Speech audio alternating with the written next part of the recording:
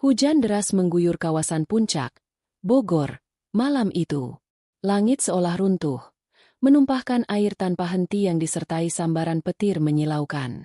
Suara guruh menggelegar, bersahut-sahutan dengan deru angin kencang yang menghantam jendela-jendela kaca besar sebuah villa mewah yang berdiri menyendiri di tepi tebing. Villa itu tampak megah dari luar, namun di dalamnya, udara terasa lebih dingin daripada suhu pegunungan di luarnya. Kabut tebal mulai turun, menyelimuti bangunan itu dalam isolasi yang sempurna, seakan alam semesta sedang menutup mata atas apa yang akan terjadi di sana. Di lantai 2, Melinda berdiri gemetar di sudut balkon yang pintunya sedikit terbuka. Angin malam yang membawa percikan air hujan menampar wajahnya yang pucat pasi. Tubuhnya yang masih lemah pasca melahirkan anak keduanya, Rara, 6 bulan lalu, kini terasa semakin rapuh. Di hadapannya, Adrian berdiri dengan tenang. Laki-laki itu, suaminya, memegang gelas berisi cairan ambar, menatap Melinda dengan sorot mata yang sulit diartikan, dingin, kosong, dan kejam. Tidak ada jejak kasih sayang yang dulu pernah Melinda lihat saat mereka menikah 5 tahun lalu. Kau tahu, Melinda, suara Adrian terdengar rendah, namun mampu menembus suara bising hujan. Dia melangkah maju perlahan, mendesak Melinda semakin dekat ke pagar pembatas balkon yang licin. Di bawah sana, jurang berbatu menganga, siap menelan apa saja yang jatuh ke dalamnya. Semua orang tahu kau sedang sakit. Depresi pasca melahirkan. Itu hal yang wajar, bukan? Banyak ibu yang tidak kuat mentalnya setelah melahirkan. Melinda menggelengkan kepalanya dengan panik. Air mata bercampur dengan air hujan di pipinya. Aku tidak gila, Mas. Aku tahu apa yang kamu lakukan. Kamu selingkuh, kan? Kamu mau mengambil alih warisan orang tuaku untuk menutupi hutang perusahaanmu. Teriak Melinda, suaranya parau karena ketakutan. Adrian tertawa kecil, tawa yang tidak mencapai matanya. Dia meletakkan gelasnya di atas meja rotan dengan gerakan yang sangat hati-hati, lalu kembali menatap istrinya. Siapa yang akan percaya padamu? Catatan medismu sudah aku atur. Dokter pribadi kita sudah setuju bahwa kau mengalami halusinasi parah. Kasihan sekali. Melinda, istri pengusaha sukses Adrian, bunuh diri karena tidak sanggup menjadi ibu. Jantung Melinda berdegup kencang, seolah ingin meledak di dalam dadanya. Dia melihat ke bawah, ke arah jurang yang gelap pekat. Dia tahu Adrian tidak main-main. Laki-laki ini adalah manipulator ulung. Di depan publik, Adrian adalah sosok suami sempurna, dermawan, dan penyayang. Namun di balik pintu tertutup, dia adalah monster yang menghitung setiap langkah demi keuntungan pribadinya. Malam ini adalah eksekusinya. Adrian sengaja mengajak Melinda ke villa ini dengan dalih, bulan madu kedua, untuk menenangkan pikiran. Padahal ini adalah panggung pembunuhan yang dirancang agar terlihat seperti tragedi bunuh diri. Mas, tolong, pikirkan Bima, pikirkan Rara. Mereka masih kecil, Melinda memohon, menyebut nama kedua buah hati mereka. Dia berharap ada secuil rasa kemanusiaan yang tersisa di hati suaminya. Adrian berhenti sejenak, wajahnya mengeras. Justru demi mereka, Melinda, mereka butuh ibu yang waras. Atau tidak sama sekali. Lagi pula, dengan asuransi jiwamu dan warisan itu, masa depan mereka akan jauh lebih terjamin di tanganku. Adrian menerjang maju. Tangannya yang kuat mencengkeram bahu Melinda. Melinda menjerit. Namun suaranya tenggelam oleh ledakan petir yang menyambar pohon pinus tak jauh dari villa. Cengkeraman itu begitu kuat, menyakitkan, mendorong tubuh Melinda hingga punggungnya menabrak pagar besi yang dingin. Setengah tubuh Melinda sudah melengkung ke belakang, di atas jurang. Kematian terasa begitu dekat, berbau tanah basah dan ozon. Tiba-tiba, suara dering telepon seluler memecah ketegangan. Suaranya nyaring dan menuntut, berasal dari saku celana bahan Adrian. Adrian tersentak. Dia tahu nada dering khusus itu. Itu adalah panggilan dari investor utama yang sedang dia rayu mati-matian untuk proyek properti besarnya. Dia tidak boleh mengabaikan panggilan ini, atau segalanya akan hancur sebelum dia mendapatkan uang warisan Melinda. Adrian melonggarkan cengkeramannya sedikit, menoleh ke arah meja untuk melihat layar ponselnya yang menyala, memastikan siapa peneleponnya. Sialan, umpatnya pelan. Jangan bergerak, desisnya pada Melinda. Lalu satu tangannya merogoh saku untuk mengangkat telepon, sementara tangan lainnya masih menahan lengan Melinda, meski tidak sekuat tadi. Itu adalah celah. 1 detik kesempatan yang diberikan Tuhan. Mata Melinda menangkap sebuah vas bunga besar dari keramik tebal yang terletak di meja rotan di sampingnya, tepat di dekat tangan Adrian yang terlepas. Tanpa berpikir panjang, didorong oleh insting bertahan hidup yang liar, Melinda menyambar vas itu dengan kedua tangannya. "Halo, Pak? Ya, saya sedang." Adrian mulai berbicara di telepon. "Pra." Melinda mengayunkan vas keramik itu sekuat tenaga ke kepala Adrian. Suara benturan keras terdengar mengerikan, diikuti oleh pecahan keramik yang berhamburan ke lantai basah. Adrian mengerang kesakitan, tubuhnya limbung ke samping.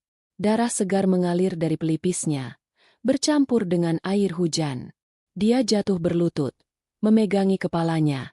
Pandangannya kabur seketika. Melinda tidak menunggu. Dia tidak memeriksa apakah suaminya pingsan atau mati. Dia langsung berbalik dan berlari. Kakinya yang telanjang menghantam lantai marmer yang dingin, lalu melompat menuruni tangga. Dia tidak mengambil tas, tidak mengambil dompet, tidak mengambil apapun. Dia hanya berlari keluar dari pintu belakang villa, menuju kegelapan hutan pinus yang mengelilingi properti itu. Hutan itu gelap gulita. Hujan badai membuat jarak pandang nyaris nol. Tanah yang dia pijak telah berubah menjadi lumpur licin yang menjebak setiap langkahnya. Ranting-ranting pohon dan semak belukar menggores lengan dan wajahnya. Namun Melinda tidak merasakan sakit. Adrenalin memompa darahnya begitu cepat hingga dia merasa seperti bisa meledak. "Kejar dia! Jangan sampai lolos!" Terdengar teriakan samar dari arah villa. Adrian pasti sudah sadar dan memanggil penjaga keamanannya.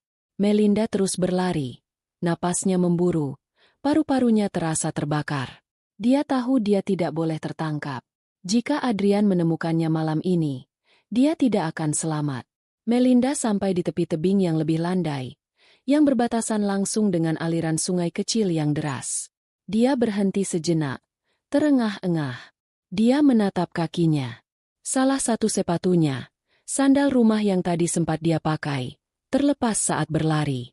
Ide itu muncul begitu saja di tengah kepanikan. Melinda melepas satu-satunya alas kaki yang tersisa. Dia meletakkannya dengan sengaja di tepi jurang yang curam, di tempat yang tanahnya sedikit longsor, seolah-olah seseorang telah terpeleset di sana. Dia ingin Adrian berpikir dia jatuh. Dia ingin Adrian berpikir dia sudah mati, setidaknya untuk sementara waktu, agar pengejaran berhenti. Dengan bertelanjang kaki, Melinda memutar arah, menjauh dari tepi jurang, masuk semakin dalam kerimbunan hutan basah, membiarkan kegelapan malam dan suara badai menelan jejaknya. Malam itu, di tengah dinginnya puncak yang menusuk tulang, Melinda yang lama telah mati. Dia harus bertahan hidup, demi Bima, demi Rara, dan demi membalaskan dendamnya suatu hari nanti. Melinda terus berjalan menembus hutan hingga fajar menyingsing. Tubuhnya menggigil hebat. Bibirnya membiru karena kedinginan. Gaun tidurnya yang tipis kini robek di sana-sini, penuh lumpur dan darah kering dari luka goresan ranting. Dia akhirnya keluar dari area hutan dan menemukan jalan aspal kecil di pinggiran desa yang masih sepi. Hujan sudah mereda menjadi gerimis halus, namun kabut masih tebal menghalangi pandangan. Dia tahu dia tidak bisa pulang ke Jakarta. Rumah mewahnya di kawasan Pondok Indah bukan lagi tempat berlindung, melainkan kandang singa. Adrian memiliki koneksi yang luas. Dia kenal kepala polisi. Dia punya orang bayaran di mana-mana. Jika Melinda melapor ke polisi dengan penampilannya yang seperti orang gila sekarang, Adrian akan dengan mudah memutarbalikkan fakta. Adrian akan datang dengan wajah prihatin, mengatakan pada polisi bahwa istrinya sedang kambuh gangguan jiwanya, lalu membawanya pulang untuk dirawat, atau lebih tepatnya, dibungkam selamanya. Melinda berjalan terseok-seok hingga menemukan sebuah warung kecil yang baru saja buka. Pemilik warung, seorang ibu tua, menatapnya dengan curiga namun juga kasihan. "Neng, kenapa? Kecelakaan?" tanya ibu itu dalam bahasa Sunda yang kental. Melinda menggeleng lemah. Saya dirampok, Bu. Boleh saya pinjam telepon sebentar?" Saya harus hubungi keluarga. Dia berbohong. Dia harus berbohong. Ibu warung itu menunjuk ke arah telepon koin, wartel, tua yang berdebu di sudut warung. Dengan tangan gemetar, Melinda memasukkan koin yang diberikan ibu warung itu karena iba. Dia tidak menelepon orang tuanya. Mereka sudah meninggal. Dia tidak menelepon mertuanya. Mereka sekutu Adrian. Dia menekan nomor satu-satunya orang yang dia percaya di dunia ini. Ratna, sahabatnya sejak masa kuliah yang kini bekerja sebagai jurnalis investigasi. Halo? Suara Ratna terdengar serak. Baru bangun tidur. Ratna, ini aku. Jangan sebut namaku. Dengarkan saja. Bisik Melinda. Matanya waspada mengawasi jalanan. Hening sejenak di ujung telepon. Lalu terdengar helaan napas kaget tertahan. Ya Tuhan, kamu di mana? Suamimu bilang kamu hilang di villa. Dia mencoba membunuhku. Erate. Dia mau membuatku terlihat bunuh diri. Aku tidak bisa pulang. Aku butuh bantuanmu, tapi tidak boleh ada yang tahu, bahkan suamimu. Melinda menyusun rencana cepat dengan Ratna. Dia meminta Ratna untuk tidak menjemputnya langsung karena mobil Ratna mungkin dikenali. Melinda meminta Ratna meninggalkan sebuah mobil tua milik kantor berita tempat Ratna bekerja. Mobil operasional yang jarang dipakai dan tidak mencolok, di sebuah lokasi parkir umum dekat Pasar Cisarua, lengkap dengan baju ganti dan sedikit uang tunai di dalamnya. 2 jam kemudian, setelah menumpang mobil bak terbuka pengangkut sayur dengan alasan dompetnya hilang, Melinda sampai di Cisarua. Dia menemukan mobil kijang tua itu. Di dalamnya ada tas berisi pakaian sederhana.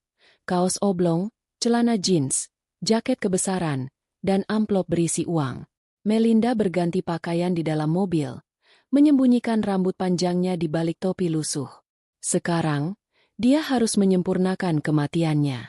Melinda mengemudikan mobil itu menuju arah hilir, mengikuti aliran sungai Ciliwung yang sedang meluap parah karena hujan badai semalam. Berita di radio mobil mengabarkan banjir kiriman sedang menuju Jakarta. Air sungai berwarna coklat keruh, bergolak ganas membawa sampah dan batang pohon. Ini adalah latar panggung yang sempurna. Melinda mengarahkan mobil itu ke sebuah jembatan tua di pinggiran kota yang sepi lalu lintas. Dia memarkirkan mobilnya di tepi jembatan, di tempat yang tidak tertangkap kamera pengawas jalan raya. Dia mengambil kertas dan pena yang dia temukan di laci dashboard mobil. Tangannya gemetar saat menulis surat perpisahan palsu itu. Dia harus menulis seolah-olah dia adalah Melinda yang putus asa, Melinda yang depresi, Melinda yang menyerah. Mas Adrian, maafkan aku. Aku tidak sanggup lagi. Suara-suara di kepalaku terlalu bising. Aku merasa gagal menjadi ibu bagi Bima dan Rara. Maafkan ibu. Nak, ibu sayang kalian. Tapi ibu harus pergi supaya kalian tidak punya ibu yang gila. Jaga anak-anak. Mas. Aku mencintaimu. Air mata Melinda menetes sungguhan saat menulis nama anak-anaknya. Rasa sakit meninggalkan mereka terasa lebih perih daripada luka fisik manapun. Dia membayangkan wajah Bima yang baru masuk taman kanak-kanak, dan Rara yang masih bayi, yang masih butuh ASI. Meninggalkan mereka adalah keputusan paling kejam yang harus dia ambil, tapi dia tahu, jika dia tetap ada, Adrian akan membunuhnya. Dan anak-anak itu akan tumbuh di bawah asuhan pembunuh ibunya tanpa ada yang melindungi. Jika dia menghilang, Adrian akan merasa menang. Adrian tidak akan menyakiti anak-anak itu karena mereka adalah aset pencitraannya.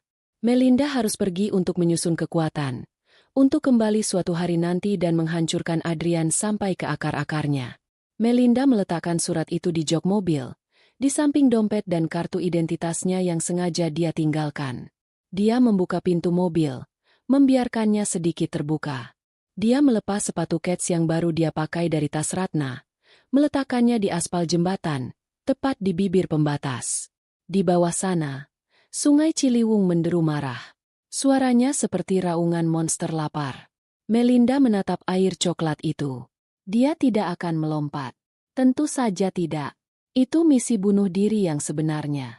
Melinda memanjat pembatas jembatan, lalu dengan hati-hati menuruni struktur beton penyangga jembatan menuju kolong. Di sana, tersembunyi dari pandangan orang-orang di atas jembatan, Ada jalan setapak kecil yang biasa digunakan pemancing atau warga lokal untuk mencari pasir. Dia merangkak, bersembunyi di balik semak-semak lebat di pinggir sungai. Dia menunggu. 10 menit kemudian, sirine polisi terdengar meraung-raung dari kejauhan, mendekat ke arah jembatan. Seseorang pasti melihat mobil yang ditinggalkan itu dan melapor. Dari persembunyiannya yang lembab dan bau lumpur, Melinda melihat lampu rotator biru polisi memantul di dinding jembatan. Keributan mulai terjadi di atas. Tim SAR mungkin akan segera datang. Mereka akan mencari mayat yang tidak akan pernah mereka temukan karena hanyut terbawa banjir, hingga ke laut. Melinda merapatkan jaketnya, menahan isak tangis agar tidak terdengar. Dia berjalan menyusuri jalan tikus di pinggir sungai, menjauh dari lokasi kejadian, menuju jalan raya lain di mana dia bisa menumpang bus antar kota. Mulai hari ini, Melinda sudah mati. Dia akan pergi jauh, ke ujung timur Pulau Jawa, ke tempat di mana tidak ada yang mengenali wajah istri pengusaha kaya raya. Dia akan menjadi debu, menjadi angin, menjadi tak kasat mata. Tunggu ibu, nak, bisiknya lirih. Suaranya hilang ditelan gemuruh sungai. Ibu akan kembali. Ibu janji. Langkah Melinda semakin cepat meninggalkan hiruk-pikuk Jakarta yang mulai menyadari kepergiannya.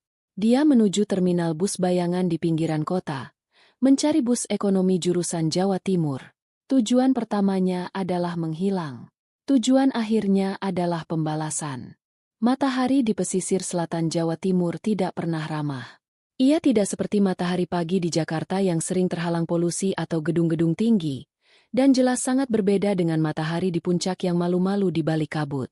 Di sini, di desa nelayan kecil yang tersembunyi di perbatasan Pacitan, matahari adalah raja yang kejam.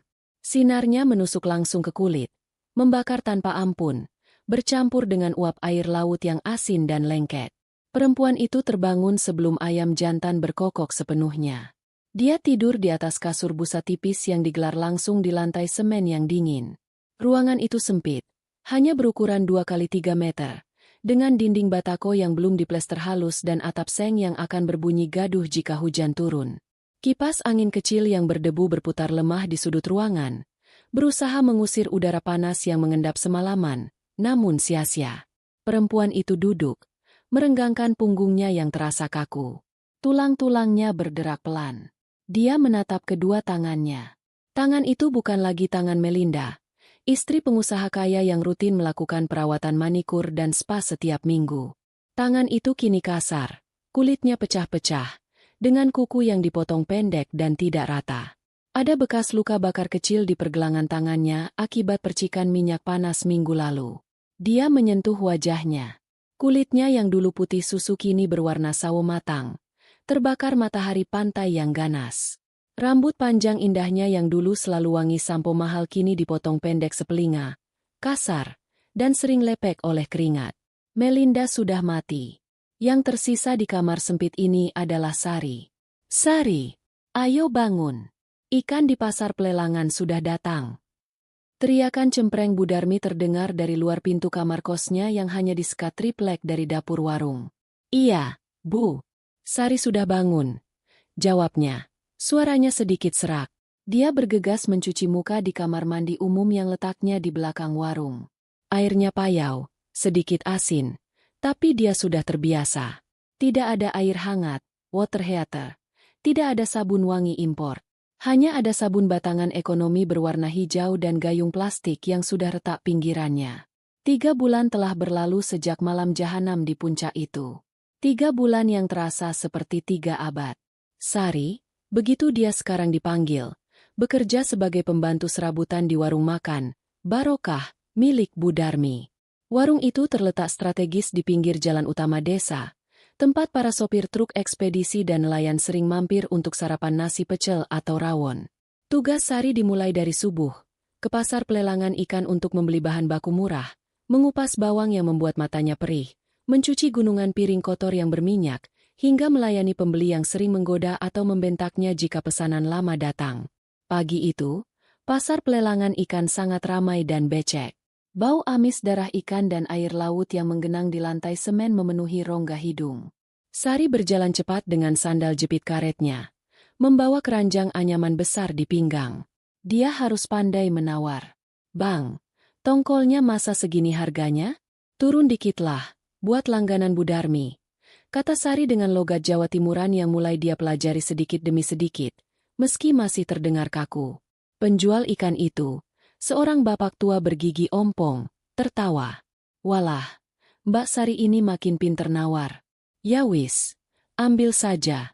Kasihan lihat kamu kurus begitu." Sari tersenyum tipis, senyum yang tidak pernah mencapai matanya. Dia segera membayar dengan uang receh yang dia hitung cermat, lalu memasukkan ikan-ikan segar itu ke keranjang. Di tengah keramaian pasar, di antara teriakan pedagang dan bau keringat para kuli panggul, Sari merasa aman. Di sini, tidak ada yang peduli siapa dia. Orang-orang di sini terlalu sibuk bertahan hidup untuk mempedulikan wajah seorang buronan yang wajahnya mungkin pernah muncul sekilas di koran ibu kota. Bagi mereka, Sari hanyalah janda muda malang yang merantau mencari kerja. Siang harinya, warung Bu Darmi penuh sesak. Udara terasa pengap oleh asap rokok kretek dan uap masakan. Sari bergerak lincah membawa nampan berisi gelas-gelas es teh manis dan piring nasi rames. Keringat mengucur deras di pelipisnya, membasahi punggung bajunya. "Mbak Sari, tambah sambalnya dong," teriak seorang sopir truk bertato di pojok ruangan. "Sabar, Mas. Ini lagi diulek," jawab Sari singkat tanpa menoleh. Tangannya sibuk mengelap meja yang penuh tumpahan kuah. Saat jam makan siang usai dan warung mulai sepi, Sari duduk di bangku panjang di dapur belakang. Dia memakan sisa nasi dan sayur lodeh dengan lahap. Rasa lapar karena kerja fisik yang berat mengalahkan selera makannya yang dulu rewel. Setelah makan, saat Bu Darmi sedang tidur siang, Sari melakukan ritual rahasianya. Dia masuk ke kamarnya, mengunci pintu grendel yang sudah karatan, lalu merogoh ke bawah kasur busanya. Dia mengeluarkan sebuah telepon pintar bekas yang dia beli di pasar loak sebulan lalu. Layarnya retak 1000 di pojok kanan, dan baterainya cepat habis. Ponsel itu adalah satu-satunya jendela Sari ke kehidupan lamanya. Dia menggunakan kartu prabayar sekali pakai yang selalu dia ganti setiap 2 minggu agar tidak bisa dilacak. Dengan tangan gemetar, dia menyalakan data seluler. Sinyal di desa ini timbul tenggelam. Hanya satu bar. Dia membuka aplikasi pencarian dan mengetik kata kunci yang selalu sama. Adrian Hadinata. Berita orang hilang Melinda. Kabar duka istri pengusaha. Loading berjalan lambat. Berputar-putar membuat jantung Sari berdegup kencang. Akhirnya, sebuah halaman berita online terbuka. Berita itu tertanggal seminggu yang lalu. 3 bulan berlalu, pengusaha sukses Adrian Hadinata gelar doa bersama untuk mendiang istri di panti asuhan. Di layar yang retak itu, Sari melihat foto suaminya. Adrian tampak gagah mengenakan baju koko putih dan peci hitam. Wajahnya menyeratkan kesedihan yang mendalam tapi tegar. Di sampingnya, duduk 2 anak kecil. Napas Sari tercekat. Dia menutup mulutnya dengan tangan, menahan jeritan yang ingin meledak dari tenggorokannya. Itu Bima dan Rara. Bima tampak kurus. Anak laki-lakinya itu tidak tersenyum sama sekali. Matanya menatap kosong ke arah kamera. Sementara Rara, bayinya, digendong oleh seorang pengasuh berseragam putih, bukan ibu mertuanya. Rara tampak tertidur atau mungkin sedang menangis. Wajahnya sedikit kabur di foto. "Ya Allah, Nak." Air mata Sari tumpah, menganak sungai di pipinya yang kusam. Dia menyentuh layar ponsel itu, mengusap wajah anak-anaknya seolah dia bisa merasakan kehangatan kulit mereka melalui kaca yang dingin. Artikel itu menuliskan betapa Adrian sangat terpukul atas kecelakaan tragis yang menimpa istrinya yang diduga hanyut di Sungai Ciliwung karena depresi. Adrian disebut sebagai figur ayah tunggal yang inspiratif, yang tetap menjalankan bisnis raksasanya sambil merawat kedua buah hatinya tanpa kehadiran seorang ibu. "Pembohong," desis Sari penuh kebencian. "Kau iblis, Mas." Di berita itu, Adrian membangun narasi yang sempurna. Dia mendirikan yayasan atas nama Melinda untuk membantu ibu-ibu yang mengalami depresi pasca melahirkan. Betapa ironisnya. Adrian menggunakan penderitaan palsu Melinda untuk memoles citranya, sementara Melinda yang asli sedang bersembunyi di dapur warung berbau terasi, menahan rindu yang menggerogoti jiwanya setiap detik. Rasa bersalah itu datang lagi, menghantam dadanya seperti ombak pasang. Apakah dia egois karena lari? Seharusnya dia mati saja malam itu, supaya Adrian puas? Jika dia mati, siapa yang akan menyelamatkan Bima dan Rara dari manipulasi ayahnya saat mereka besar nanti? Sari tahu dia harus bertahan. Dia sedang mengumpulkan uang, sedikit demi sedikit, receh demi receh dari upah mencuci piring dan tip para sopir. Suara ketukan di pintu membuatnya tersentak. Sari buru-buru mematikan ponselnya dan menyembunyikannya kembali di bawah kasur. Dia menghapus air matanya kasar. Sari, ada yang tumpahin es jeruk di depan. Ayo dipel. Suara Bu Darmi terdengar lagi. Iya, Bu. Sebentar. Sari menarik napas panjang, mencoba menenangkan detak jantungnya. Dia berdiri, mematut diri di cermin kecil yang buram.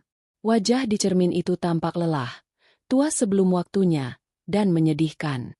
Tapi di balik mata yang cekung itu, ada api kecil yang menyala. Api dendam. Dia bukan lagi Melinda yang lemah di balkon villa. Dia adalah Sari, perempuan yang belajar bagaimana kerasnya dunia bekerja.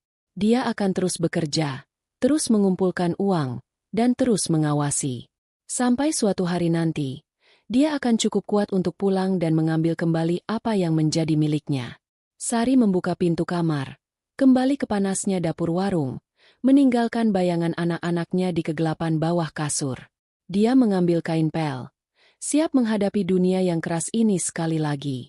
3 tahun kemudian, suasana alun-alun desa malam itu begitu hidup, kontras dengan kesunyian yang biasanya menyelimuti desa pesisir itu setelah pukul 9 malam. Ada pasar malam tahunan yang digelar selama seminggu penuh. Lampu-lampu bohlam berwarna-warni tergantung semrawut di antara tiang-tiang bambu stan pedagang, menciptakan pendar cahaya yang meriah namun menyilaukan mata. Suara musik dangdut koplo dengan bas yang menggelegar terdengar dari panggung utama di ujung lapangan, bersaing dengan suara generator listrik yang menderu-deru dan teriakan tukang obat yang menjajakan minyak ajaib. Udara malam terasa lengket dan panas, bercampur dengan aroma manis gula kapas, arum manis, jagung bakar, dan asap knalpot sepeda motor yang memadati area parkir. Debu beterbangan setiap kali ada rombongan remaja yang lewat sambil tertawa-tawa. Sari berjalan menyelip di antara kerumunan orang. Penampilannya semakin berbeda dibanding 3 tahun lalu. Tubuhnya lebih berisi namun padat karena kerja fisik, kulitnya gelap merata, dan cara berjalannya lebih tegap, tidak lagi ragu-ragu. Dia mengenakan kaos oblong pudar bergambar partai politik, kaos gratisan yang sering dibagi-bagikan, dan celana kulot batik yang longgar. Wajahnya tertutup separuh oleh masker kesehatan berwarna hijau. Bukan karena dia sakit, tapi karena kebiasaan waspada yang tidak pernah hilang. Dia beralasan pada tetangga bahwa dia sedang batuk pilek agar tidak menulari orang lain. Malam ini dia terpaksa keluar ke keramaian karena Bu Darmi sedang demam tinggi. Obat penurun panas di warung habis, dan apotek terdekat sudah tutup. Harapannya hanya pada lapak obat yang biasanya buka sampai larut di pasar malam ini. Permisi, numpang lewat. Gumam Sari sambil menyibakkan kerumunan orang yang sedang menonton atraksi, tong setan. Pengendara motor yang berputar-putar di dinding tong raksasa. Dia sampai di lapak penjual obat. Seorang pria paruh-baya dengan mikrofon headset sedang memegang botol jamu. "Pak, ada parasetamol atau obat demam yang bagus?" Tanya Sari setengah berteriak agar suaranya terdengar di antara kebisingan musik. "Oh ada, Mbak. Ini manjur. Racikan paten. Mau berapa strip?" Sahut penjual itu. Sambil menunggu penjual mengambilkan kembalian, mata Sari bergerak liar memindai sekeliling. Itu adalah refleks alaminya sekarang. Dia selalu memperhatikan wajah-wajah orang di sekitarnya. Sebagian besar adalah warga lokal yang dia kenal wajahnya, atau penduduk desa sebelah. Ibu-ibu yang menggendong anak sambil menyuapi sosis bakar, bapak-bapak yang merokok sambil mengobrol, remaja yang pacaran di sudut gelap. Namun, tatapan Sari terhenti pada satu titik. Di dekat stan permainan lempar gelang, berdiri seorang laki-laki. Laki-laki itu berbeda. Dia mengenakan kemeja flanel kotak-kotak yang rapi, celana kargo, dan sepatu bot kulit yang terlihat kokoh, bukan sandal jepit atau sepatu kets murah seperti kebanyakan warga di sini. Di lehernya tergantung sebuah kamera DSLR dengan lensa panjang. Awalnya Sari berpikir itu mungkin turis atau fotografer yang sedang meliput budaya lokal. Desa ini memang kadang didatangi 1-2 turis nyasar yang ingin ke pantai. Tapi bahasa tubuh laki-laki itu aneh. Dia tidak memotret keramaian pasar atau atraksi panggung. Dia berdiri diam, memegang kameranya setinggi dada, dan matanya menyapu kerumunan dengan tajam, metodis, seperti seekor elang yang mencari tikus di ladang. Dia tidak tersenyum menikmati suasana. Wajahnya datar, serius, dan berkeringat dingin. Jantung Sari seolah berhenti berdetak sesaat. Darah di wajahnya surut seketika. Laki-laki itu menoleh ke arah lapak obat. Lensa kameranya bergerak. Sari menunduk cepat, membetulkan letak maskernya hingga hampir menutupi matanya. Dia merasa seolah ada sinar laser yang membidik tengkuknya. "Mbak, ini kembaliannya," kata penjual obat, menyodorkan uang receh. Sari menyambar uang itu tanpa menghitungnya. "Makasih, Pak." Dia berbalik, tapi tidak langsung lari. Lari akan menarik perhatian. Dia memaksakan kakinya untuk melangkah dengan tempo wajar, membaur di belakang rombongan ibu-ibu pengajian yang sedang lewat. Dia mencuri pandang ke belakang melalui celah kerudung ibu-ibu itu. Laki-laki berkemeja flanel itu kini sedang melihat layar kameranya, lalu mengangkat kepalanya lagi, menatap lurus ke arah di mana Sari tadi berdiri. Dia tampak mengerutkan kening, lalu melangkah maju, membelah kerumunan menuju lapak obat. Dia mengeluarkan sebuah foto dari saku kemejanya dan menunjukkannya pada penjual obat. Lutut Sari lemas. Itu pasti fotonya. Foto Melinda yang lama. "Ya Tuhan," bisik Sari. Ketakutan purba yang dia rasakan di balkon villa 3 tahun lalu kembali menyergapnya. Apakah Adrian akhirnya menemukannya? Setelah 3 tahun yang tenang, apakah hantu masa lalu itu benar-benar nyata? Sari mempercepat langkahnya. Dia menyelinap di antara celah sempit di belakang panggung dangdut, melewati tumpukan kabel dan kotak sound system, menuju jalan tikus yang gelap di belakang area pasar malam. Dia harus pulang. Dia harus mengemasi barang-barangnya. Dia harus lari lagi malam ini juga. Tapi saat dia sampai di ujung gang yang gelap, langkahnya terhenti. Logikanya mulai bekerja melawan kepanikannya. Jika itu benar orang suruhan Adrian, kenapa baru sekarang?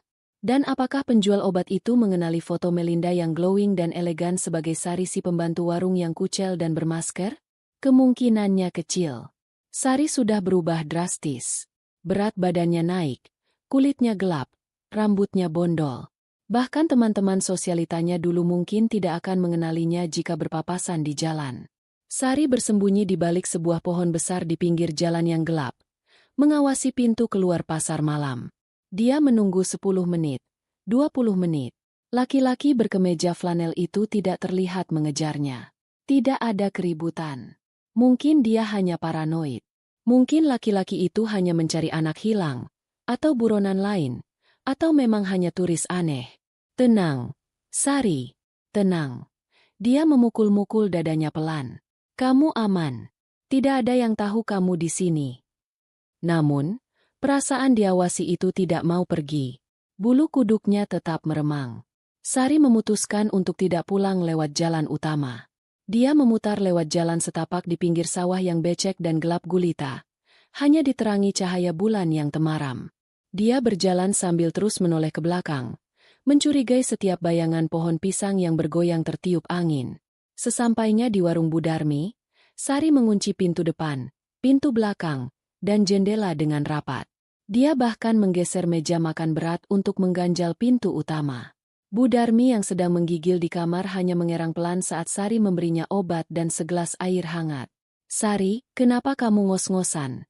tanya Budarmi lemah. "Habis lari, Bu.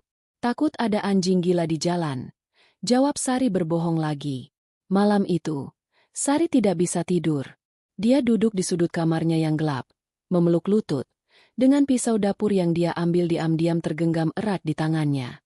Matanya menatap nanar ke arah pintu kamar, menunggu. Setiap suara jangkrik, setiap derit kayu, membuatnya tersentak.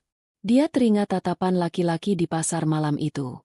Tatapan yang dingin dan penuh kalkulasi. Itu bukan tatapan turis.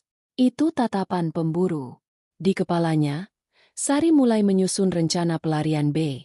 Jika besok pagi ada mobil asing parkir di depan warung, dia akan lari lewat pintu belakang, menembus kebun tebu, lalu naik bus pertama ke arah barat. Dia tidak boleh tertangkap. Tidak sekarang. Saat dia merasa sedikit lagi dia siap untuk melawan balik. Namun, hingga matahari terbit dan suara kokok ayam terdengar, tidak ada yang datang mengetuk pintu. Tidak ada mobil mewah, tidak ada polisi, tidak ada Adrian. Hanya pagi yang biasa dengan suara Bu Darmi yang sudah agak baikan memanggilnya untuk belanja ke pasar. Sari menghela napas panjang, melonggarkan cengkeramannya pada pisau dapur hingga tangannya terasa kram. Mungkin dia memang salah lihat. Mungkin itu hanya bayang-bayang masa lalu yang menghantuinya. Dia mencoba meyakinkan dirinya sendiri bahwa dia aman. Tapi Sari tidak tahu bahwa di sebuah hotel melati di kota kecamatan yang berjarak 10 kilometer dari desa itu, laki-laki berkemeja flanel sedang menelepon seseorang di Jakarta. Di meja di hadapannya, ada kamera yang menyala, menampilkan foto candid seorang perempuan bermasker di pasar malam dengan sorot mata ketakutan yang khas. "Halo, Pak Adrian," kata laki-laki itu dengan suara datar. "Sepertinya saya menemukan jejaknya. Belum 100% pasti. Tapi matanya, saya ingat mata itu. Saya butuh waktu 2 hari lagi untuk konfirmasi sebelum Bapak datang ke sini." Di seberang sana, di kantor pencakar langit Jakarta yang dingin, Adrian tersenyum sambil memutar gelas whiskinya. "Kerja bagus. Pastikan dia tidak lari. Aku ingin memberinya kejutan." Sari kembali bekerja hari itu dengan perasaan was-was yang menggerogoti. Dia tidak tahu bahwa jam pasir waktunya di desa itu sudah hampir habis. Badai yang dia hindari selama 3 tahun kini sedang bergerak mendekat. Perlahan tapi pasti, siap menghancurkan tempat persembunyiannya yang rapuh. Langit sore di perbatasan kota kecamatan itu tampak labu, menggantung rendah seolah siap menumpahkan beban berat yang dikandungnya. Gerimis mulai turun perlahan, membasahi aspal jalanan yang berlubang dan trotoar berdebu di depan sebuah minimarket modern yang cahayanya berpendar terang, kontras dengan keremangan senja. Sari baru saja melangkah keluar dari pintu kaca otomatis minimarket itu. Di tangannya tergenggam 2 kantong plastik putih berisi belanjaan titipan Bu Darmi. Minyak goreng, gula pasir, beberapa bungkus mie instan, dan susu kental manis. Dia merapatkan jaket denim lusuhnya yang kebesaran, berusaha melindungi tubuhnya dari hawa dingin yang mulai menusuk tulang. Angin sore itu membawa aroma tanah basah dan asap knalpot kendaraan yang melintas di jalan raya lintas provinsi. Hari ini, perasaannya tidak enak sejak pagi. Bayangan laki-laki di pasar malam kemarin masih menghantui pikirannya seperti hantu yang menolak pergi. Sari sudah berusaha menepisnya, meyakinkan diri bahwa itu hanya paranoid akibat trauma masa lalu. Namun, insting seekor hewan buruan yang telah bertahan hidup selama 3 tahun di alam liar, terus berteriak bahwa bahaya sedang mengintai.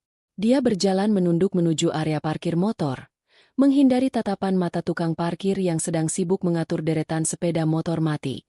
Sari hendak menuju motor bebek tua inventaris warung yang dia parkir di sudut paling gelap. Motor itu butut, spionnya tinggal 1, dan joknya sudah sobek di sana-sini.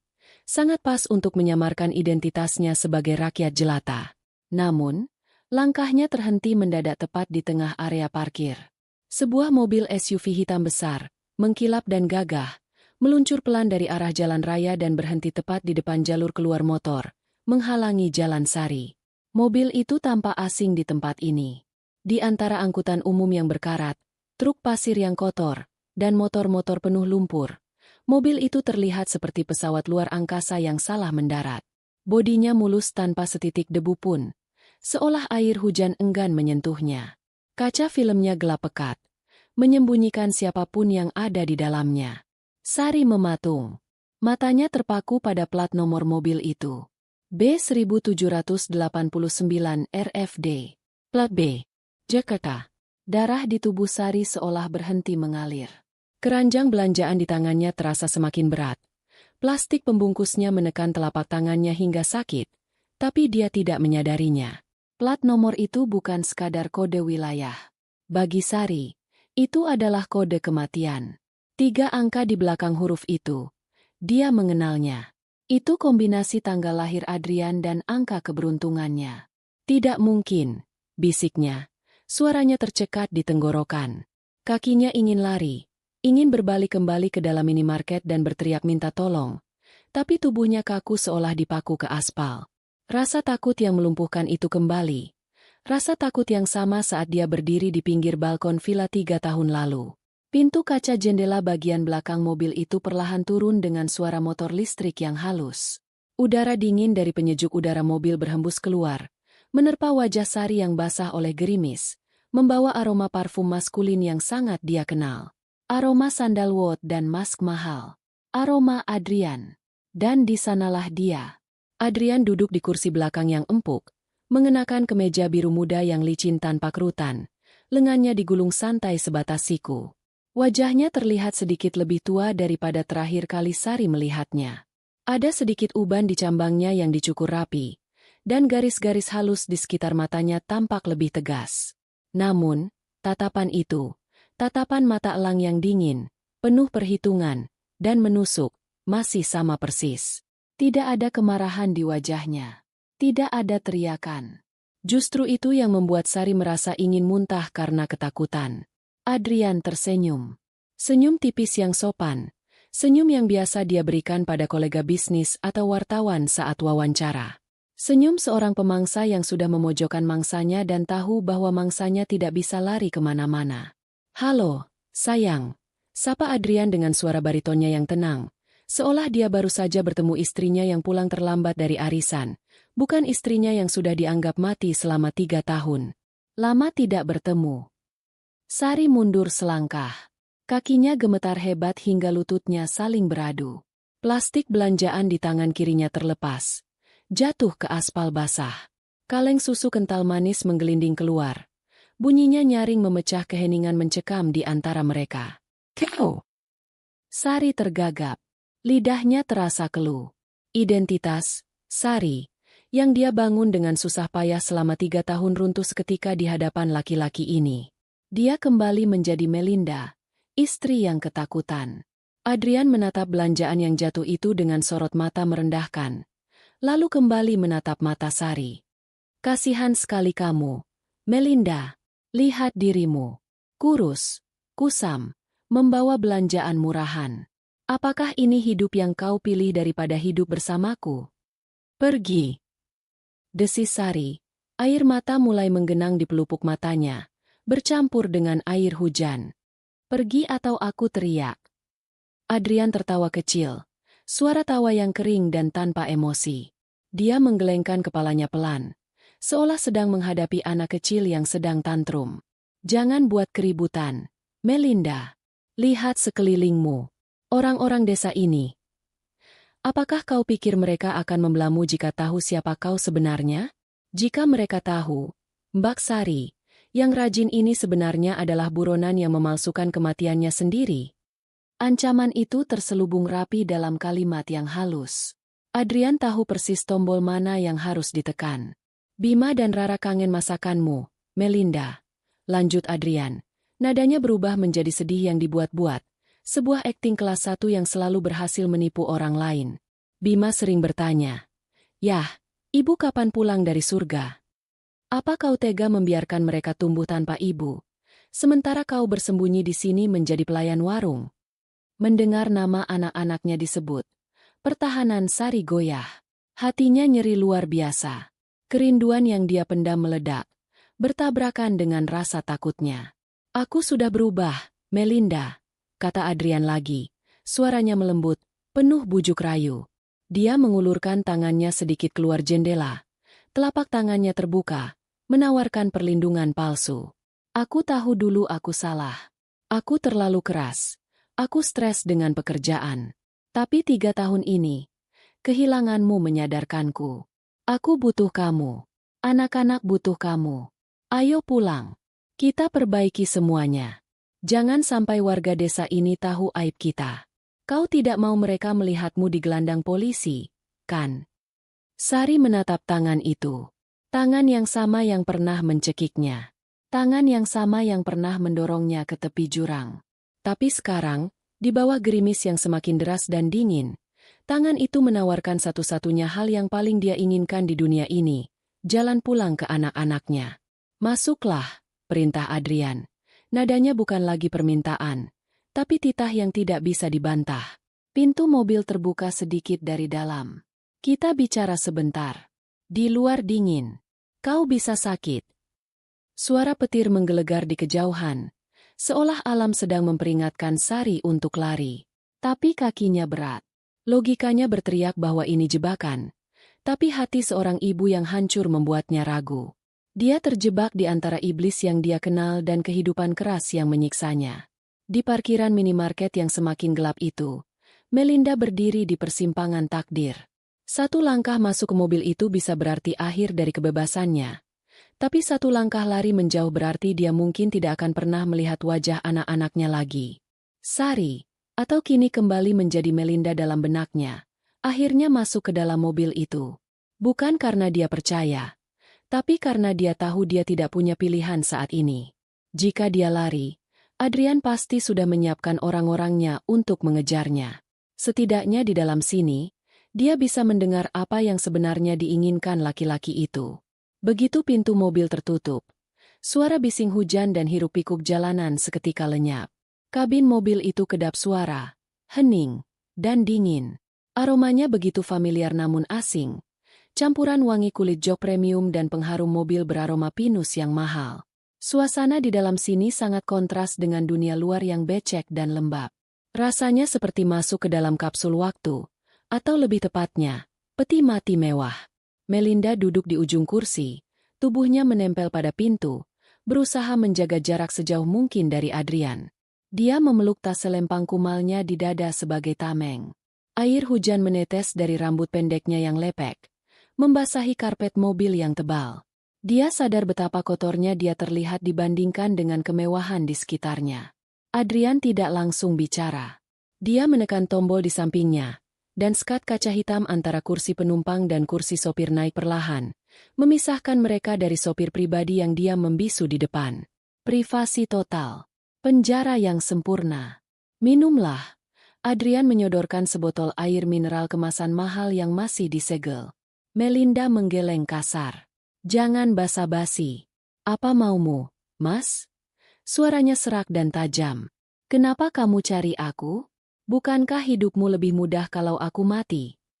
Adrian meletakkan botol itu kembali ke cup holder. Dia menatap Melinda lekat-lekat, meneliti setiap inci perubahan pada istrinya. Tatapannya seperti seorang kolektor yang sedang menilai barang antik yang rusak. Kau terlihat tangguh, gumam Adrian, setengah memuji, setengah mengejek. Siapa sangka Melinda si putri manja bisa bertahan hidup jadi babu selama 3 tahun. Aku terkesan. Langsung ke intinya.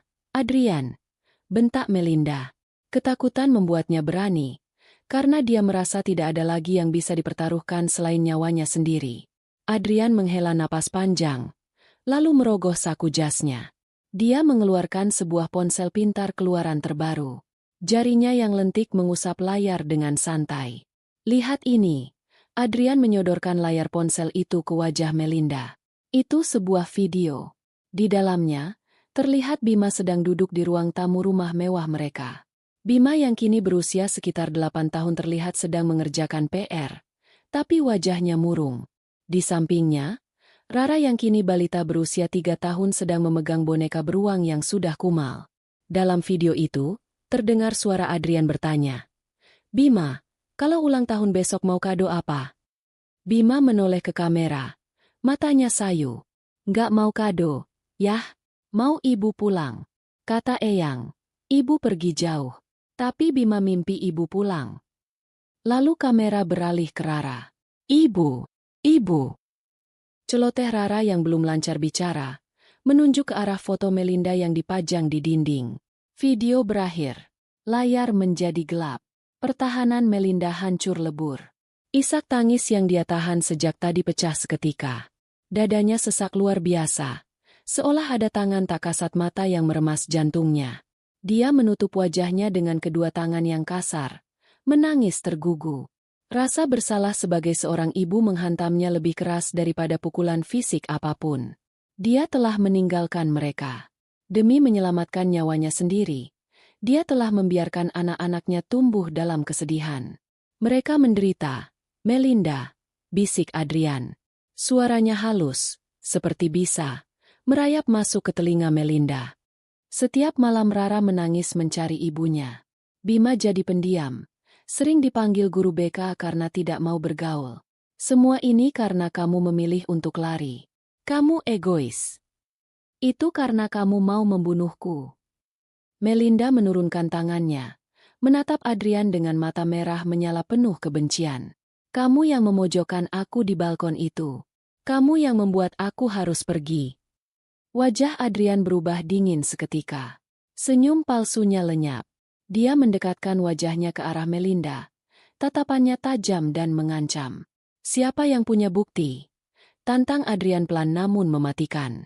Apakah ada saksi? Yang ada hanyalah bukti bahwa kamu meninggalkan mobilmu, membuat surat bunuh diri palsu, dan menghilang. Tahukah kamu apa sebutannya di mata hukum? Adrian mulai menghitung dengan jarinya. 1. Memalsukan kematian. Itu tindak pidana penipuan terhadap negara dan asuransi. 2. Penelantaran anak. Kamu meninggalkan 2 anak di bawah umur tanpa kabar selama 3 tahun. Itu bisa membuatmu kehilangan hak asuh selamanya dan mendekam di penjara. Melinda ternganga. Dia tidak pernah memikirkan sudut pandang hukum itu. Dia hanya berpikir tentang bertahan hidup. Aku punya pengacara terbaik di negeri ini. Melinda. Polisi ada di saku belakangku. Lanjut Adrian dengan nada arogan yang memuakan. Kalau kamu menolak kembali padaku, aku tidak perlu membunuhmu. Aku cukup menyeretmu ke pengadilan. Aku akan pastikan kamu dicap sebagai ibu yang gila, penipu, dan kriminal. Kamu akan membusuk di penjara wanita. Dan aku jamin demi Tuhan, kamu tidak akan pernah melihat Bima dan Rara lagi seumur hidupmu. Aku akan bilang pada mereka bahwa ibunya lebih memilih jadi pelayan daripada merawat mereka. Tubuh Melinda menggigil hebat. Ini adalah skakmat. Adrian tidak hanya menyerang fisiknya, tapi juga menyerang jiwanya, masa depannya, dan satu-satunya alasan dia bertahan hidup. Gaslighting itu begitu sempurna. Adrian memutarbalikan fakta seolah-olah Melinda adalah penjahatnya, dan dia adalah korban yang berbaik hati mau memaafkan. Tapi, kalau kamu mau kembali, nada suara Adrian berubah lagi, kembali lembut dan manipulatif. Dia menyandarkan punggungnya santai. Kita bisa lupakan semua ini. Anggap saja 3 tahun ini kamu sedang berobat ke luar negeri karena sakit jiwa.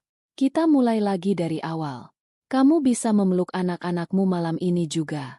Kamu bisa tidur di kasur empuk, makan enak, dan jadi nyonya Adrian lagi. Melinda menatap hujan di luar jendela. Pilihannya hanya 2, penjara dan kehilangan anak selamanya, atau kembali ke sangkar emas bersama monster yang ingin membunuhnya. Apa jaminannya kamu tidak akan membunuhku lagi? Tanya Melinda lirih. Jaminannya adalah anak-anak. Jawab Adrian cepat. Mereka butuh ibu. Citraku butuh istri yang sempurna. Selama kamu menurut, selama kamu menjadi istri yang baik dan patuh, kamu aman. Aku janji. Janji dari seorang pembohong. Tapi Melinda tidak punya kartu untuk dimainkan saat ini. Dia kalah posisi, kalah kuasa, dan kalah mental. Adrian melirik jam tangan Rolex emasnya. Aku tidak bisa lama-lama di sini. Mobil ini terlalu mencolok. Aku menginap di Hotel Grand Wijaya di kota sebelah. Suite nomor 303. Adrian mengambil secari kartu nama hotel dan menyelipkannya ke saku jaket denim Melinda. Aku beri kamu waktu 24 jam. Berkemaslah. Pamitlah pada bos warungmu itu. Jangan coba-coba lari lagi. Karena kali ini aku sudah memasang pelacak di sekeliling desa ini. Kalau besok malam kamu tidak datang ke hotelku, lusa pagi polisi akan menjemputmu dengan surat penangkapan. Adrian mengetuk kaca pemisah. Buka kuncinya. Bunyi klik terdengar saat kunci pintu otomatis terbuka. Keluar sekarang. Pikirkan baik-baik. Sayang. Pikirkan Bima dan Rara yang sedang menunggumu pulang. Kata Adrian sambil tersenyum miring, senyum kemenangan. Melinda membuka pintu mobil dengan tangan gemetar. Dia melangkah keluar, kembali ke udara lembab dan hujan gerimis. Pintu mobil tertutup di belakangnya, Dan sedetik kemudian, SUV hitam itu melaju pergi, meninggalkan Melinda yang berdiri sendirian di pinggir jalan yang gelap. Air hujan membasahi wajahnya, menyamarkan air matanya yang terus mengalir. Dia meremas kartu nama hotel di sakunya. Rasanya panas, seolah kartu itu membakar kulitnya. Dia merasa kotor, merasa bodoh, dan merasa terjebak. Tapi di tengah keputusasaan itu, satu hal yang pasti, dia tidak akan membiarkan Adrian menang begitu saja. Dia akan datang, bukan untuk menyerah, tapi untuk memulai perang yang sesungguhnya. Suara adzan maghrib berkumandang dari masjid kampung di seberang jalan, menyelinap masuk melalui celah ventilasi kamar kos Melinda yang sempit dan pengap. Suara itu biasanya menenangkan hati, membawa kedamaian bagi para penghuni desa nelayan yang sederhana ini. Namun sore ini, bagi Melinda, suara panggilan ibadah itu terdengar seperti lonceng hitung mundur menuju kematiannya. Melinda duduk bersimpuh di atas sajadah tipis yang sudah agak lusuh. Dia baru saja menyelesaikan sholat maghrib, namun mukenanya masih basah oleh air mata yang tak kunjung berhenti mengalir. Di hadapannya, tergeletak kartu nama Hotel Grand Wijaya dengan nomor kamar 303 yang ditulis tangan dengan tinta emas. Kartu itu tampak begitu mewah, kontras dengan lantai semen kamarnya yang dingin dan kasar. Benda kecil itu seolah memancarkan aura jahat, menatapnya, mendesaknya untuk menyerah. Pikirannya berkecamuk hebat, sebuah perang batin yang nyaris membuatnya gila.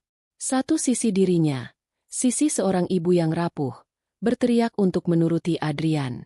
"Pulanglah," bisik suara itu. "Pulanglah demi Bima dan Rara.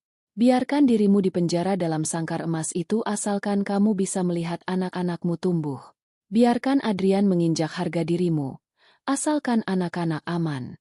Tapi sisi lain dirinya, sisi yang telah bertahan hidup selama 3 tahun sebagai Sari, sisi yang telah belajar betapa kerasnya dunia dan betapa berharganya kebebasan, menolak dengan keras. Dia ingat tatapan dingin Adrian di dalam mobil tadi.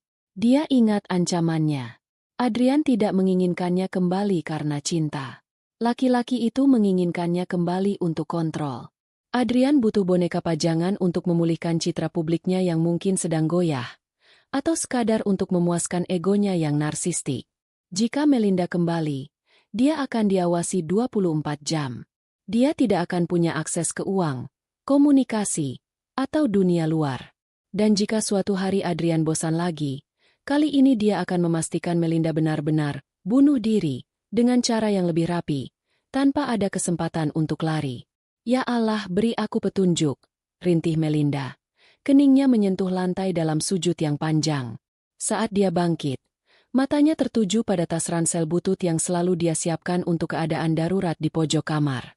Di dalamnya tersimpan dokumen-dokumen penting yang dia selamatkan dulu, dan sebuah flash disk kecil yang dia titipkan pada Ratna sebelum dia menghilang, yang kini datanya sudah dia salin ke penyimpanan awan, cloud storage, di ponsel pintar bekasnya.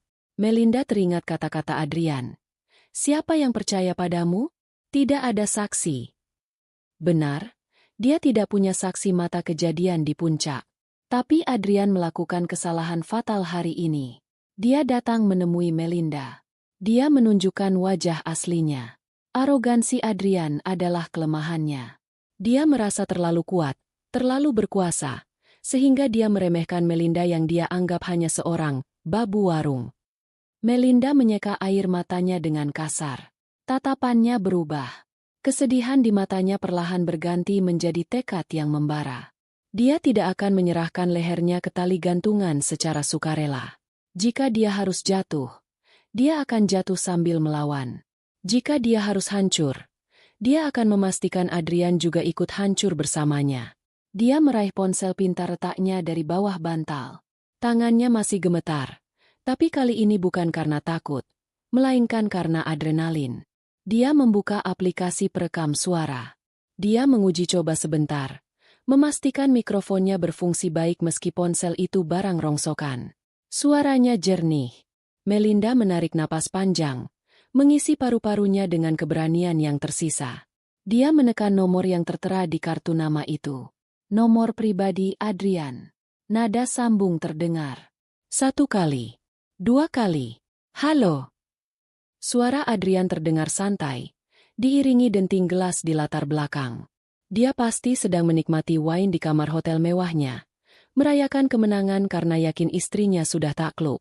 "Mas," Melinda memulai. Suaranya dia buat bergetar, meniru nada ketakutan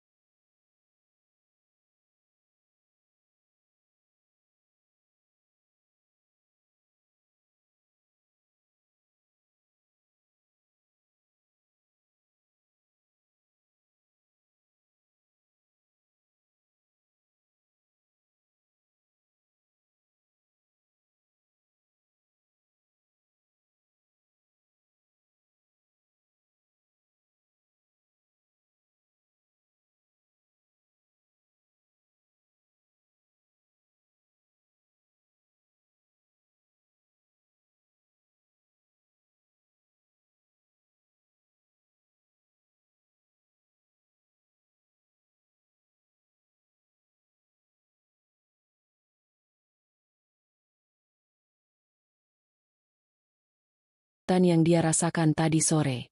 Dia harus berakting. Ini adalah panggung sandiwara terakhirnya. "Mas Adrian." "Ah, Melinda. Pintar. Kekeh Adrian. Aku tahu kamu akan menelepon. Sudah berkemas? Sopirku bisa menjemputmu sekarang kalau kamu tidak sabar bertemu anak-anak." Melinda menekan tombol rekam di layar ponselnya. Indikator merah mulai berkedip, merekam setiap detik percakapan itu.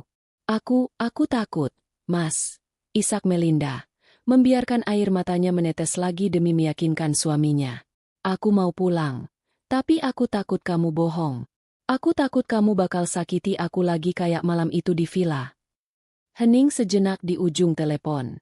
Melinda menahan napas. Dia butuh pengakuan. "Jangan konyol, Melinda." Suara Adrian mulai terdengar tidak sabar. "Sudah kubilang aku berubah. Lupakan soal villa itu." "Tapi Mas," Melinda mendesak. Suaranya makin parau. "Kamu waktu itu nyekik aku. Kamu dorong aku ke pagar balkon sampai mau jatuh. Kamu bilang mau bikin aku kelihatan kayak bunuh diri. Gimana aku bisa percaya kamu gak akan lakuin itu lagi kalau aku pulang? Sumpah, Mas, aku trauma." Pancingan itu berhasil. Ego Adrian terpancing. Dia tidak suka otoritasnya dipertanyakan, apalagi oleh istri yang dia anggap lemah. Dia merasa aman berbicara karena dia pikir Melinda hanyalah wanita desa bodoh yang tidak punya alat canggih. "Dengar baik-baik, Melinda," bentak Adrian. Suaranya meninggi, nada kejamnya keluar. "Kejadian di villa itu terjadi karena kamu histeris. Dan ya, mungkin aku memang berniat menyingkirkanmu waktu itu karena kamu menyusahkan. Tapi sekarang situasinya beda. Aku butuh kamu hidup untuk anak-anak. Selama kamu tutup mulut dan nurut, aku tidak akan mendorongmu ke jurang lagi. Tapi kalau kamu coba-coba main api atau lapor polisi soal kejadian villa itu, ingat ancamanku tadi sore. Penjara. Atau mungkin kali ini kecelakaan mobil yang benar-benar fatal. Paham?" Jantung Melinda berdegup kencang hingga telinganya berdenging. Dia mendapatkannya. Pengakuan tersirat tentang kejadian di villa dan ancaman pembunuhan baru. Iya, Mas. Aku paham. Aku nurut," jawab Melinda lirih. "Bagus. Datanglah besok pagi jam 8. Jangan terlambat sedetik pun." Adrian menutup telepon dengan kasar. Melinda menatap layar ponselnya. Rekaman tersimpan. Durasi 3 menit 45 detik. Dia tidak berhenti di situ. Melinda membuka aplikasi perpesanan, menghubungi Ratna. "Erate, sekarang waktunya. Aku akan kirim semua bahan. Bantu aku pantau dari Jakarta. Jangan sampai akun ini hilang." Ratna membalas cepat. "Gila kau, Mel, tapi aku siap. Bismillah, bakar dia. Melinda membuka aplikasi media sosial X, dulunya Twitter. Dia membuat akun baru dengan nama samaran, namun dengan foto profil siluet wajahnya yang dikenali oleh orang-orang terdekatnya. Dia mulai mengetik. Jemarinya menari di atas layar retak itu dengan kecepatan tinggi, menuangkan 3 tahun penderitaan, ketakutan, dan kemarahan ke dalam rangkaian kata. Dia tidak lagi menjadi Sari si pelayan warung. Dia adalah Melinda, seorang ibu yang menuntut keadilan. Utas, thread pertama. Nama saya Melinda. 3 tahun lalu, suami saya, Adrian Hadinata, melaporkan bahwa saya hilang dan hanyut di Sungai Ciliwung karena depresi. Hari ini, saya ingin menceritakan kebenaran yang sebenarnya. Saya tidak bunuh diri. Saya melarikan diri karena suami saya mencoba membunuh saya di villa kami di Puncak. Keadilan untuk Melinda, bongkar Adrian Hadinata. Melinda menyusun utas itu dengan rapi. Pada cuitan kedua, dia melampirkan foto hasil visum et repertum lama yang pernah dia lakukan diam-diam 3 bulan sebelum kejadian Puncak, saat Adrian pertama kali memukulnya. Dokumen itu menunjukkan bukti memar di leher dan lengan. Pada cuitan ketiga, dia menceritakan kronologi malam jahanam di Puncak, tentang bagaimana dia dituduh gila, tentang rencana Adrian menguasai warisannya. Pada cuitan keempat, dia mengunggah potongan rekaman suara telepon barusan. Bagian di mana Adrian berkata, "Mungkin aku memang berniat menyingkirkanmu waktu itu. Kalau kamu coba-coba main api, kecelakaan mobil yang benar-benar fatal." Suara Adrian terdengar jelas, jernih, dan mengerikan. Tidak ada yang bisa menyangkal itu suara sang pengusaha sukses yang sering muncul di TV. Melinda menekan tombol "Kirim" pada utas terakhir. Jam menunjukkan pukul 21 malam. Melinda meletakkan ponselnya di atas kasur. Dia mundur, duduk di sudut kamar, memeluk lututnya. Tubuhnya menggigil, bukan karena dingin, tapi karena pelepasan emosi yang luar biasa. Dia baru saja melempar bom atom ke kehidupan lamanya. Tidak ada jalan kembali sekarang. Besok pagi, dia akan dijemput. Entah oleh polisi yang akan menyelamatkannya, atau oleh orang bayaran Adrian yang akan menghabisinya. 1 menit berlalu. Notifikasi pertama muncul. 5 menit. Ponselnya mulai bergetar terus-menerus. 20 menit. Notifikasi membanjir seperti air bah. Ratna mengirim pesan. "Mel, viral." Akun-akun besar mulai retweet. Netizen ngamuk. Tagar kamu mulai naik jadi trending topik. Kencangkan sabuk pengaman. Sayang, perang dimulai. Melinda memberanikan diri melihat layar ponselnya. Kolom komentar penuh dengan kemarahan warganet Indonesia. "Gila ah, ini Adrian Hadinata yang filantropis itu? Suaranya jelas banget wai. Sumpah merinding denger rekamannya. Itu ancaman pembunuhan berencana. Kawal terus kasus ini. Jangan sampai tenggelam. Difumas_Polri tolong gerak cepat. Mbak Melinda, bertahanlah. Kami bersamamu." Malam itu, Melinda tidak tidur sedetik pun. Dia duduk terjaga, memantau gelombang dukungan yang datang dari jutaan orang asing yang tidak dia kenal. Di kamar kos sempit di desa terpencil itu, dia merasa tidak sendirian lagi. Kekuatan jempol netizen sedang bekerja, meruntuhkan tembok kekuasaan Adrian bata demi bata. Melinda menunggu pagi dengan perasaan campur aduk, takut, lega, dan penuh harap. Hujan di luar mulai reda, seolah alam tahu bahwa badai yang sesungguhnya kini sedang berpindah ke arah Adrian. Fajar menyingsing di Jakarta dengan langit yang cerah, namun suasana di kantor pusat perusahaan Adrian Hadinata gelap gulita. Bukan karena mati lampu, tapi karena suramnya nasib sang pemilik. Sejak pukul 3 dini hari, internet Indonesia telah terbakar. Utas yang ditulis Melinda telah dibagikan ulang lebih dari 100.000 kali. Video rekaman suara Adrian telah ditonton jutaan kali di berbagai platform. Para influencer, aktivis perempuan, hingga pengacara kondang ikut bersuara, mendesak kepolisian untuk segera bertindak. Slogan, "No Viral No Justice," bergema keras, memaksa aparat penegak hukum untuk bangun lebih awal dari biasanya. Di Hotel Grand Wijaya di kota kecamatan dekat persembunyian Melinda, Adrian terbangun bukan karena alarm, melainkan karena gedoran keras di pintu kamarnya. Dia baru tidur 2 jam setelah mabuk kemenangan. Dengan kepala pening, dia membuka pintu, mengira itu layanan kamar atau sopirnya. Di hadapannya, berdiri 4 orang petugas kepolisian berseragam lengkap, didampingi oleh 2 orang berpakaian preman, reserse kriminal. Di belakang mereka, beberapa wartawan lokal yang entah bagaimana sudah mencium bau berita besar, mengarahkan kamera mereka yang menyilaukan. Saudara Adrian Hadinata, kata petugas yang paling senior dengan tegas, menunjukkan surat perintah. Anda kami tangkap atas dugaan percobaan pembunuhan berencana, kekerasan dalam rumah tangga, dan pengancaman. Anda berhak diam, namun segala perkataan Anda bisa digunakan di pengadilan. Wajah Adrian pucat pasi. Dia mundur selangkah, menabrak meja rias. Ini pasti salah paham. Siapa pelapornya? Istri saya sudah mati. Teriaknya panik, mencoba mempertahankan narasi palsunya. Istri Anda masih hidup, Pak? Dan seluruh Indonesia sudah mendengar suara Anda mengancamnya tadi malam. Jawab reserse itu dingin. Borgol dia. Dunia Adrian runtuh dalam hitungan detik. Dia digelandang keluar hotel dengan tangan terborgol, melewati lobi yang ramai oleh penonton yang merekam kejadian itu dengan ponsel mereka. Video penangkapan itu langsung naik ke media sosial dalam hitungan menit, disambut sorak-sorai warganet. Bisnisnya hancur seketika. Investor menarik diri, saham perusahaannya terjun bebas, dan reputasi yang dia bangun dengan topeng kemunafikan hancur lebur menjadi debu. Sementara itu, di kamar kos Melinda, suasana jauh berbeda. Sebuah mobil dinas berplat merah milik dinas sosial dan sebuah mobil patroli polisi berhenti di depan warung Bu Darmi. Bu Darmi, yang baru tahu identitas asli, Sari, dari berita pagi di televisi, menangis sesenggukan memeluk Melinda. Enduk, ibu nggak nyangka. Isak Bu Darmi, maafkan ibu kalau selama ini galak.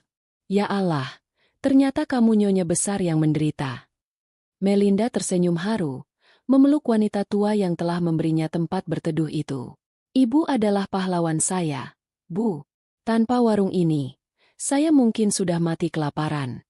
Terima kasih. Melinda tidak dibawa ke kantor polisi sebagai tahanan, melainkan sebagai saksi korban yang dilindungi. Dia dibawa ke Safe House, rumah aman, di Jakarta dengan pengawalan ketat, mengingat betapa tingginya profil kasus ini. Sepanjang perjalanan di dalam mobil yang nyaman, Melinda tidak henti-hentinya bersyukur. Dia melihat pemandangan sawah dan hutan yang berlalu lewat jendela, merasa bahwa kali ini dia benar-benar sedang pulang. Bukan ke rumah mewah yang dingin itu, tapi pulang ke kehidupannya yang merdeka.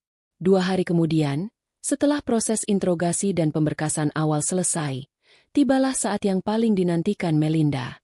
Di sebuah ruangan khusus anak di kantor Dinas Sosial Jakarta Timur, Melinda duduk menunggu dengan gelisah. Ruangan itu dicat warna-warni ceria, penuh dengan mainan dan buku cerita, kontras dengan kegugupan yang dirasakan Melinda.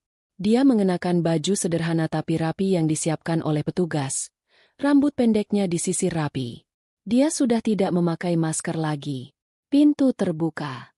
Seorang petugas sosial masuk, menggandeng tangan seorang anak laki-laki kurus berkacamata dan menggendong seorang anak perempuan kecil berambut ikal. Bima dan Rara. Waktu seolah berhenti. Melinda bangkit dari kursinya. Lututnya terasa lemas. Bima menatapnya dengan ragu. Anak itu sudah tumbuh besar, lebih tinggi dari ingatan Melinda. Tatapannya waspada, seperti anak yang sudah terlalu sering dikecewakan. Rara, yang masih balita, memeluk leher petugas dengan takut-takut, tidak mengenali wanita asing di hadapannya. Bima. Panggil Melinda lembut. Suaranya bergetar menahan tangis. Ini ibu, nak. Bima terdiam. Dia memicingkan matanya, menatap wajah Melinda yang kini lebih gelap dan kurus, berbeda dengan foto ibu cantik di ruang tamu. Tapi kemudian, matanya tertuju pada kalung liontin perak sederhana yang dipakai Melinda. Kalung murah yang dulu Bima belikan dengan uang tabungannya saat hari ibu, satu-satunya perhiasan yang Melinda bawa lari saat kabur. Bibir Bima bergetar. Pertahanan anak kecil itu runtuh. Ibu! Melinda berlutut di lantai, merentangkan tangannya lebar-lebar. Iya, sayang. Ibu pulang. Ibu nggak akan pergi lagi. Bima berlari. Dia menubruk tubuh ibunya dengan kencang. Tangisan keras meledak dari mulutnya. Melinda memeluk tubuh kurus itu erat-erat. Menciumi puncak kepala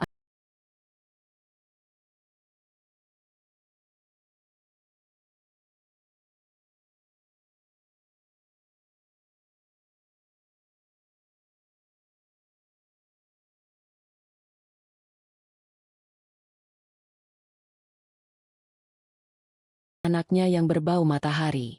Air matanya tumpah ruah, membasahi kaos Bima. Petugas sosial menurunkan Rara perlahan di dekat mereka. Rara bingung melihat kakaknya menangis. Dia menatap Melinda. Insting alaminya bekerja. Aroma tubuh Melinda, meski sudah berubah, masih menyimpan jejak memori bawah sadar yang dikenal Rara sejak bayi. Mama? Cicit Rara pelan. Melinda menarik Rara ke dalam pelukannya juga. Iya, nak. Ini ibu. Ibu sayang Rara. Mereka bertiga berpelukan di lantai ruangan itu, membentuk